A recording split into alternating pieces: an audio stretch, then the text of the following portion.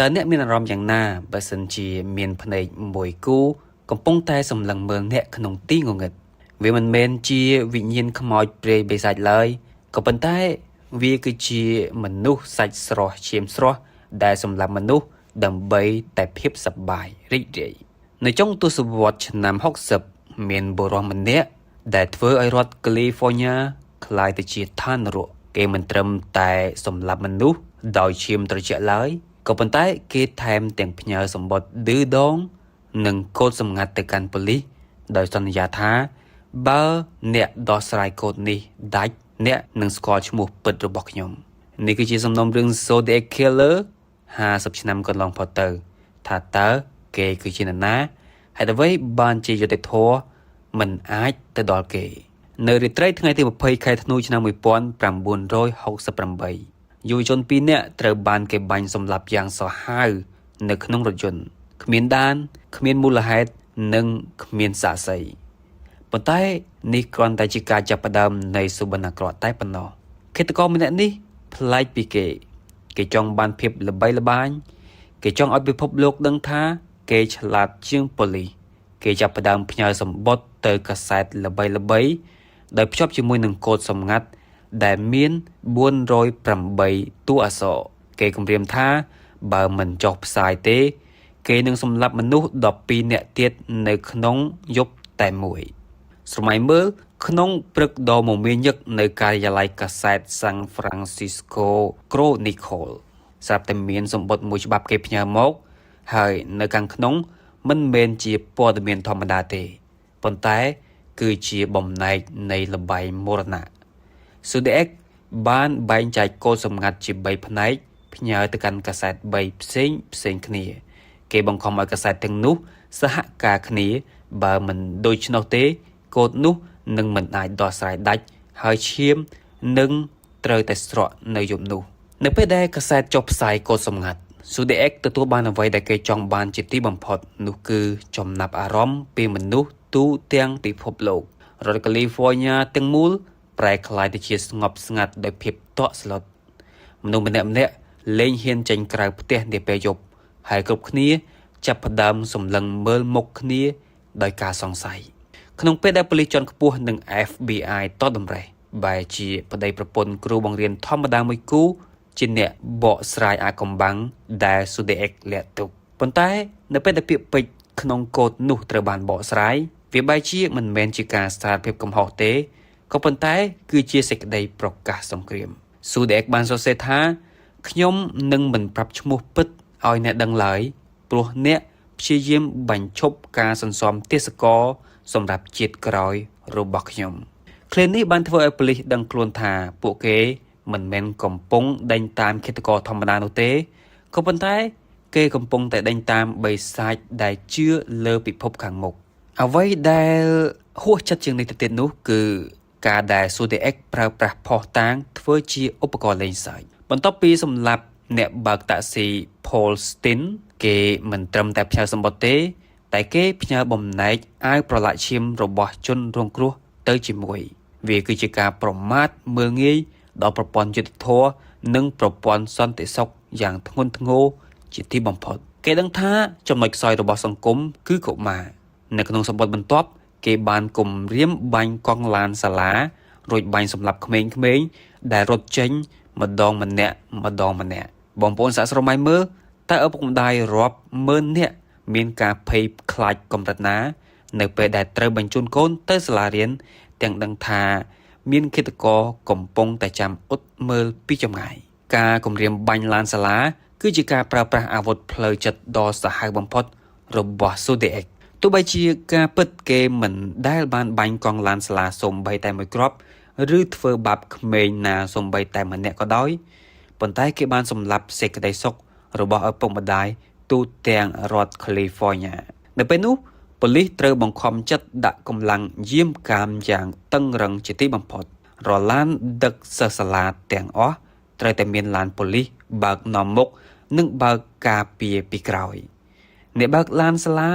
ត្រូវរៀនបច្ចេកទេសបើកបរក្នុងស្ថានភាពអាសន្នហើយក្មេងៗត្រូវរៀនពីរបៀបក្រាបចុះទៅក្រោមផ្ទៃឡានបើសិនជាមានការបាញ់ប្រហារណាមួយ អ្នកជំនាញអូក្រិតវិទ្យាបានលើកឡើងនៅចំណុចគួរឲ្យចាប់អារម្មណ៍ចំនួន3ដែល Zodiac ប្រើសង្គ្រាមចិត្តសាស្ត្របែបនេះទី1គឺការចង់បានការយកចិត្តទុកដាក់ Zodiac ដឹងគ្រាន់តែថាពាក្យសម្ដីក៏អាចធ្វើឲ្យពិភពលោកផ្អើលបានដែរគេមិនចាំបាច់ប្រថុយខ្លួនចេញទៅធ្វើសកម្មភាពពិតប្រាកដដែលនាំឲ្យប៉ូលីសងាយស្រួលក្នុងការចាប់ខ្លួនគេនោះទេទី2គឺការបង្វែរដានការគំរាមរឿងសិស្សសាលាធ្វើឲ្យកងកម្លាំងប៉ូលីសរាប់ពាន់នាក់ត្រូវរវល់យាមកាមក្មេងៗដែលជាឱកាសធ្វើឲ្យគេមានសេរីភាពក្នុងការរៀបចំផែនការផ្សេងទៀតឬក៏កិច្ចខ្លួនបានកាន់តែងាយស្រួលទី3គឺភាពវៃឆ្លាតតែបែបកំសាកការសម្លាប់ក្មេងសិស្សសាលានឹងធ្វើឲ្យមហាជនកាន់តែខឹងសម្បារដល់កម្រិតកំពូលដែលនឹងធ្វើឲ្យការតាមប្រមាញ់គេកាន់តែខ្លាំងក្លាZodiac ជាមនុស្សដែលចូលចិត្តគ្រប់គ្រងស្ថានភាពមិនមែនចង់ឲ្យស្ថានភាពមកគ្រប់គ្រងគេវិញនោះទេZodiac មិនមែនជាឃាតករដែលមានទម្លាប់ដដែលឡើយគេបដូរអាវុធគេបដូររបៀបនៃការសម្លាប់និងគេបដូរទីតាំងជានិច្ចនេះហើយជាមូលហេតុដែលធ្វើឲ្យប៉ូលីសពិបាកក្នុងការកំណត់អត្តសញ្ញាណរបស់គេព្រោះគេប្រៀបដូចជាសត្វពង្រួលដែលចេះបន្លំខ្លួនតាមស្ថានភាពជាក់ស្ដែងការបាញ់សម្លាប់របស់គេមានដូចជាការប្រើកាំភ្លើងភ្លឺយុទ្ធសាស្ត្រធ្វើឲ្យភ្នែកងងឹតនៅក្នុងការវេប្រហារលើកដំបូងZodiac មិនមែនគ្រាន់តែដើរទៅបាញ់នោះទេរបៀបសម្លាប់គេបានបិទកាំពន្លឺភ្ជាប់ទៅនឹងតួខ្មៅនៃកាំភ្លើងរបស់គេនៅពេលចូលទៅជិតជនរងគ្រោះនៅក្នុងទីងងឹតគេបានបញ្ចាំងភ្លើងចំមុខជនរងគ្រោះធ្វើពួកគេងងឹតភ្នែកមើលអ្វីមិនឃើញនិងមិនអាចតតាំងបានរួចគេក៏កេះកៃបាញ់ប្រហារយ៉ាងឆាប់រហ័សនេះបង្ហាញថាគេជាមនុស្សដែលឆ្លាតខាងបច្ចេកទេសនិងដឹងពីវិធីគ្រប់គ្រងជនរងគ្រោះមិនឲ្យរត់ទី2គឺការចងរឹតនិងការប្រើដាវវែងនៅបឹង Berryessa របៀបសម្លាប់របស់គេគឺដូចជាការកាត់ទោសប្រហារជីវិតអញ្ចឹងគេមិនបានសម្លាប់ភ្លាមទេគេបានបង្ខំឲ្យជនរងគ្រោះស្រីចងជនរងគ្រោះប្រុសរួចគេចងជនរងគ្រោះស្រីបង្ហើយបន្ទាប់ពីពួកគេដេកផ្ងាដីគេក៏បានដកកាំបិតដែលមានមុខ2និងប្រវែងប្រហែលជា30សង់ទីម៉ែត្រមកចាក់លើដងខ្លួនជនរងគ្រោះម្ដងម្នាក់ជាច្រើនដងចំណុចនេះបង្ហាញថាគេចូលចិត្តមើលការឈឺចាប់និងការភ័យខ្លាចរបស់ជនរងគ្រោះក្នុងរយៈពេលយូរមុននឹងបញ្ចប់ជីវិតរបស់ពួកគេទី3គឺឃាតកម្មគៀបជាប់សាច់ករណីអ្នករត់តាក់ស៊ី Polstein គឺជាការសម្លាប់បែបបំបិទមាត់យ៉ាងត្រជាក់បំផុតរបៀបសម្លាប់គឺ Zodiac បានឡើងជិះតាក់ស៊ីដូចជាអ្នកដំណើរធម្មតាអញ្ចឹងនៅពេលឡានឈប់ដល់ចំណុចគោលដៅហើយគេបានដកកាំភ្លើងបាញ់ចំក្បាលអ្នកតាក់ស៊ីពីក្រោយក្នុងចម្ងាយជិតជាទីបំផុតសកម្មភាពក្រោយសម្លាប់អ្វីដែលប្លែកគឺគេមិនបានរត់ភ្លាមនោះទេគេបានចំណាយពេលកាត់យកចំណែកអាវដែលប្រឡាក់ឈាមរបស់សាកសពនិងបានជូតសម្អាតស្នាមម្រាមដៃនៅលើឡានតាក់ស៊ីយ៉ាងយកចិត្តទុកដាក់មុននឹងដើរចេញទៅដោយស្ងប់ស្ងាត់ទី4គឺការប្រើអន្ទាក់នៅតាមដងផ្លូវមានករណីមួយដែលគេជឿថាជាស្នាដៃរបស់ Zodiac ទោះបីជាជនរងគ្រោះរត់រួចក៏ដោយរបៀបសម្លាប់គឺគេមានផែនការគេបានបើកឡានដេញតាមជនរងគ្រោះរួចធ្វើជាសញ្ញាប្រាប់ថាកង់ឡានរបស់អ្នកគឺរលំហើយនៅពេលជនរងគ្រោះឈប់គេធ្វើជាជួយមួលកង់ឡានក៏ប៉ុន្តែការពិតគេលួចដោះខ្ចៅកង់ឡានចេញទៅវិញនោះទេនៅពេលដែលជនរងគ្រោះបើកទៅមុខកង់ឡានក៏របូតរួចគេក៏ធ្វើជាសប្បុរសជនសុំដប់ជនរងគ្រោះទៅរកជំនួយប៉ុន្តែបែរជាដប់ជនរងគ្រោះដើរត្អូញត្អែពេញព្រៃអស់រយៈពេល2ម៉ោងដើម្បីរកកន្លែងសម្លាប់ចំណុចពិសេសគឺគេប្រើភាពវៃឆ្លាតនឹងការបោកប្រាស់ដើម្បីតាក់ជនរងគ្រោះឲ្យជុលអន្ទាក់ដោយស្ម័គ្រចិត្តសំណួរដ៏ធំបំផុតដែលនៅសេសសល់ដល់សប្តាហ៍ថ្ងៃគឺថាតើកាសែតធ្វើត្រូវដែរឬទេដែលចុះផ្សាយសម្បត្តិទាំងនោះរបស់ Zodiac ការចុះផ្សាយបានជួយឲ្យមហាជនប្រុងប្រយ័ត្នប៉ុន្តែវាបានផ្ដល់ឱកាសក៏ដូចជាផ្ដល់វេទិកាឲ្យ Zodiac ជាបន្តបន្ទាប់ក្នុងការសម្លាប់និងបង្កើតភាពល្បីល្បាញរបស់គេ